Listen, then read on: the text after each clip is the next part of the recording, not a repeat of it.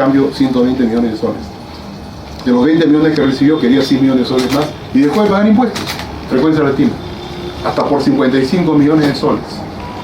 Entonces, ese pago de impuestos fue acotado por la SUNAT entonces, una organización autónoma relativamente, y le dijeron a Frecuencia Latina, el señor Richa, oiga señor, pague usted. Y el señor Richa sacó la sentencia de la Corte Interamericana de San José. Un uso pérfido de una sentencia de derechos humanos para hacerse rico y dejar de pagar al Estado impuestos. Yo declaré que eso no procedía porque una cosa son los derechos humanos del señor Richa, que ya habían sido resarcidos con creces, y otra cosa eran las obligaciones tributarias de la empresa Frecuencia Latina, que había dejado de pagar impuestos por 55 millones y amenazaba con dejar de pagar impuestos por 45 millones de soles más. Entonces, mi declaración fue esa fue mi posición ante las presiones de Mauricio Mulder, que fue a mi oficina, interceder por el señor Richa, y 2 semanas después una llamada del señor Alan García. Esto no es en absoluto ninguna infidencia porque fue tratado en su momento, en el año 2008, por los medios de comunicación. Inclusive hay un editorial de caretas de esa época, el señor Enrique Sileri mismo lo escribió, donde quien conocía el intríngulis de esta situación y donde verificaba que efectivamente era inaudita la decisión del señor García de renunciar, como le ordenó, y así cumplió la señora Rosario Fernández, que era ministra de Justicia. Eso un poco para sintetizar cómo fue mi salida, amigo Ángel. Si yo me hubiera quedado callado, cobrando mi sueldo, que no era gran cosa, pero yo estaba sirviendo a mi país, ¿no? Hubiera mantenido mi posición de secretario del Consejo de Derechos Humanos. Y quizás hubiera llegado a ser viceministro de Justicia y quizás hasta ministro de Justicia. Si hubiera sido un poco más, si hubiera sido adulón, ¿no? O sobón. O hubiera dado mensaje de que estaba dispuesto a ser cómplice, como usted dice. No quise serlo, decidí no serlo, ¿no? Porque así no he sido formado. Eso no es lo que aprendí de Aya de la Torre. Pero la consecuencia de eso fue mi salida del gobierno de Alan García, al cual no pedí ni busqué más trabajar con él. Y algo parecido sucedió con el gobierno de Ollantumala, pero usted me preguntó sobre eso. Entonces, a eso voy.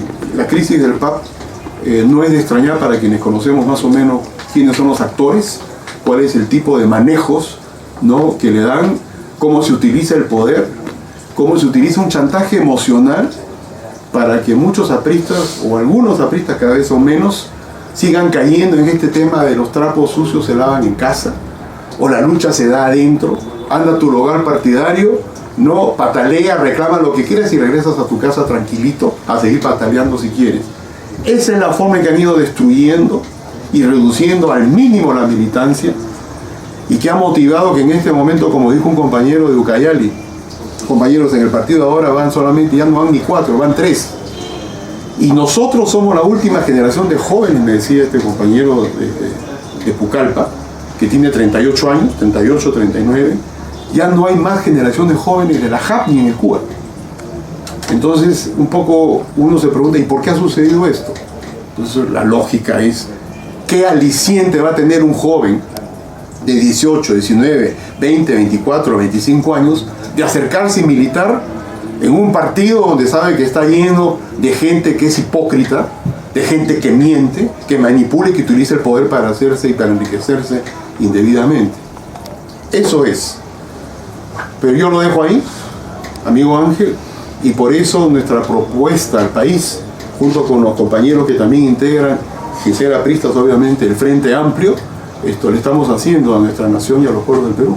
Ahora, es allí el punto neurálgico que hay que tocar, estimado Salgado, en el sentido de que la población, al menos en los diferentes puntos del país, tiene que entender que el PAC no lo es el partido de Aya de la Torre. Ya no es nada que ver. Ahora, hay que dar bastante injerencia en ese punto, de que ustedes, la mayor, o sea, los apristas verdaderos de Víctor Raúl Aya de la Torre, ahora se han unido en el Frente Amplio para poder participar en estas elecciones que ya se avecinan. Así es. Eso es la verdad. Y solo para decir que ese PAP en este momento que detentan hasta ahora ya hacen usufructo, ¿no? Y utilizan perversamente el logo, ¿no? Con lo cual profundizan y hacen más lacerante esta traición. Esto no representa a ese primo histórico. No quiere esto decir que la prehistórica con Víctor Raúl, que muchos de nosotros nos formamos cerca de él y como dirigentes universitarios, que no se han cometido errores. Pero como lo dijo Víctor Raúl, a mí me lo dijo personalmente una vez y lo repitió además ante los 40, 50, 60 jóvenes dirigentes universitarios o gremiales que asistían a los parlamentos con él los días martes en el local del APRE en Alfonso Ugarte, cuando se respiraba decencia en ese local de Alfonso Ugarte. Nos decía: a los apristas nos han insultado siempre, la oligarquía nos ha calumniado, nos han dicho de todo, excepto nunca nos han podido decir ladrón. Y Víctor Raúl, recuerdo que nos miró esa noche y nos dijo: cuídense de que les digan ladrón y de que hay indicios razonables de que eso pueda ser cierto. Eso a mí se me quedó grabado. Yo tenía 18, 19 años, año 61, acaba de entrar a la Universidad Católica y eso se me quedó grabado realmente a fuego. Entonces, eso no es juego, amigo Ángel. La política, ella nos decía, debe ser un acto de servicio permanente, un apostolado.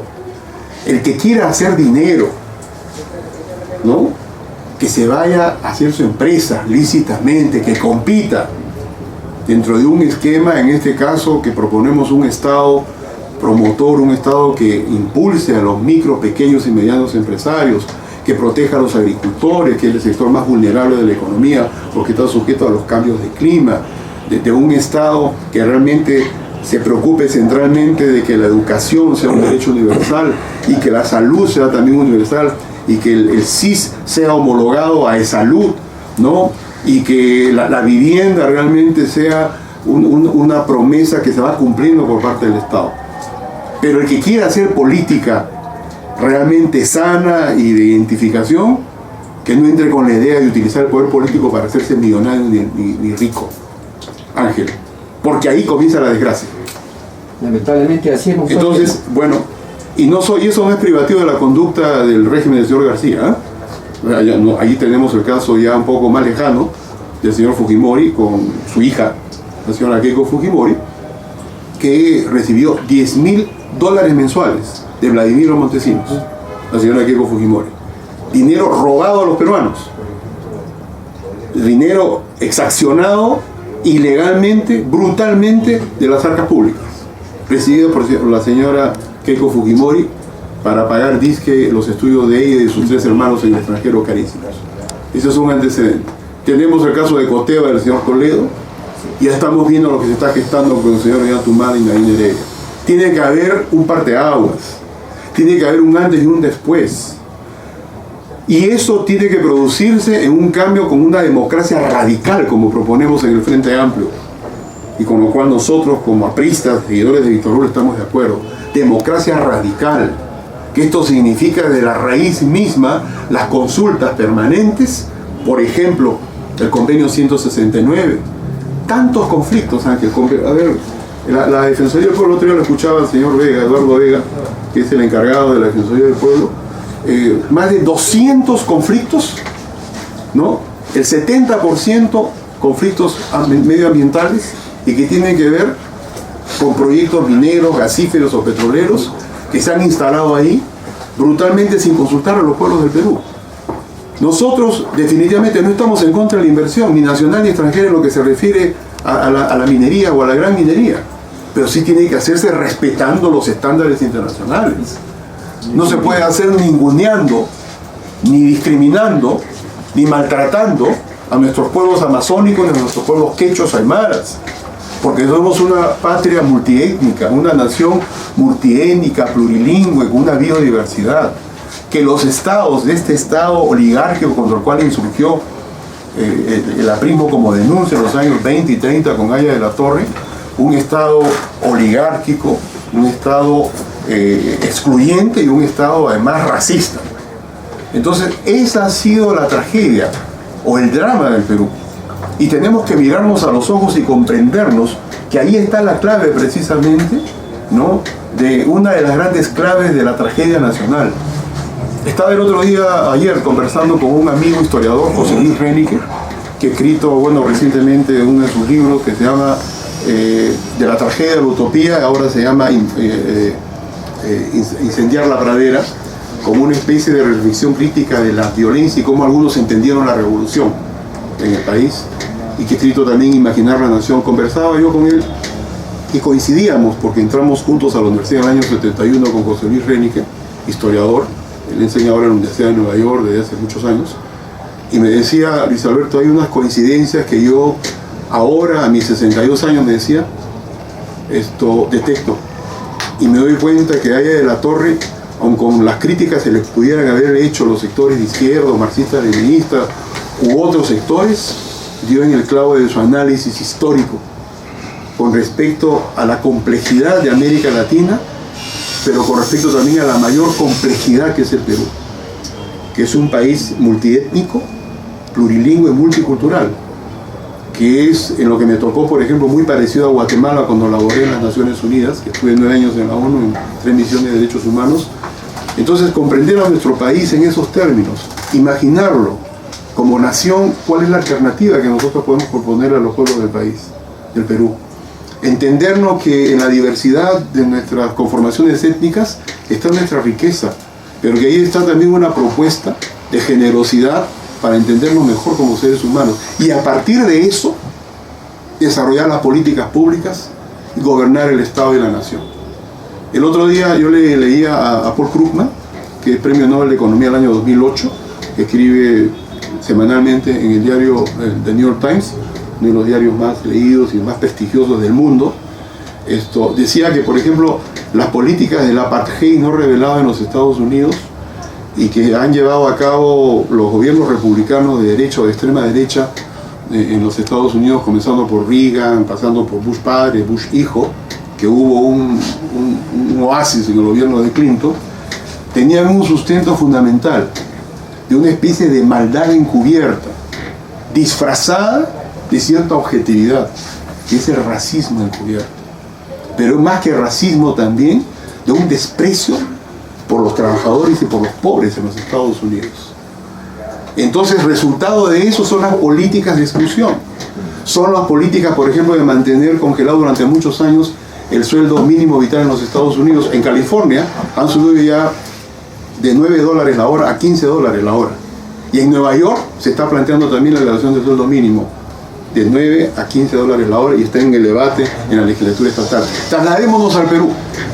El Perú tiene, desde hace muchos años, de la época de Fujimori mismo, luego del shock económico fortísimo y brutal que imprimió el señor Hurtado Miller el 8 de agosto del año 90, ¿no? 90. El shock fue en el 90. El 92 fue el golpe de Estado, el 5 de abril. La traición ya definitiva, se le cayó la careta a Fujimori, ¿no?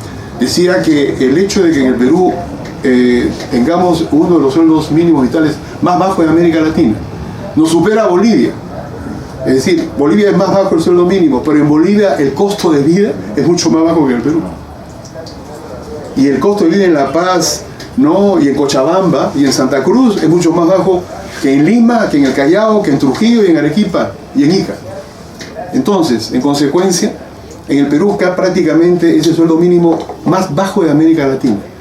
Eso, más allá del fanatismo ideológico del señor Segura o del señor Castilla, que fue ministro o viceministro de Castilla y viceministro de García y ministro de Humala durante 4 años y ahora es embajador del Perú en Estados Unidos, o del señor Carranza, ¿no?, que fue otro de los ministros, o la señora Mercedes Arauz, más allá de esas políticas odiosas, ¿no?, de decir, no, sueldo mínimo, si estamos creciendo, no nos propongan sueldo mínimo porque el crecimiento puede parar. Y cuando viene la crisis, no, ni hablar de aumentar el sueldo mínimo, porque estando en crisis sería pulverizar las posibilidades de recuperación.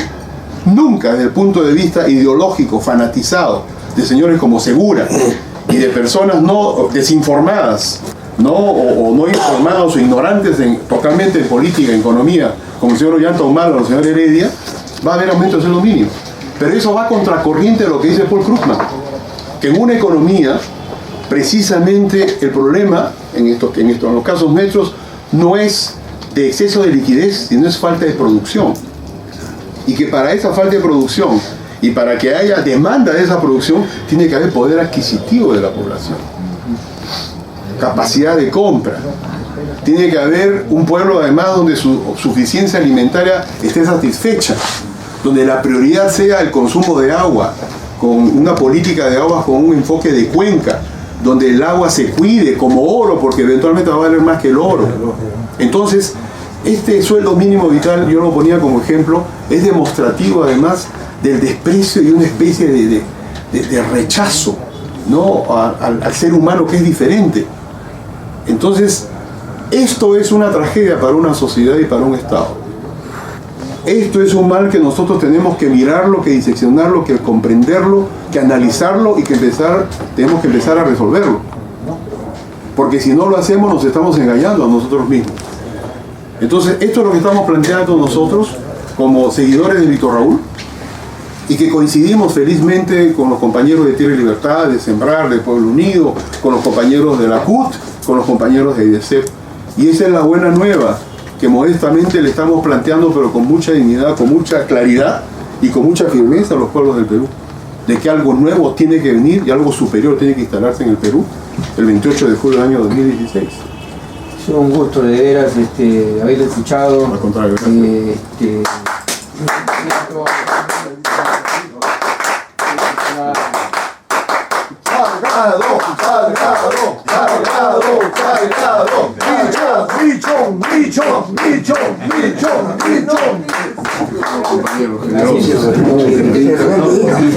Y se entiende, no es entendible porque he podido captar en su persona, lo he escuchado muy atentamente, conocedor de todo lo que pasa en nuestro país, y valgan verdades, esperamos a que usted llegue a ganar, por supuesto, en esta contienda que se viene el 4 de octubre. 4 de octubre son las elecciones internas en todo el país. Van a votar todos los peruanos mayores de 18 años que estén dispuestos a hacerlo. Y aquí en Chincha también.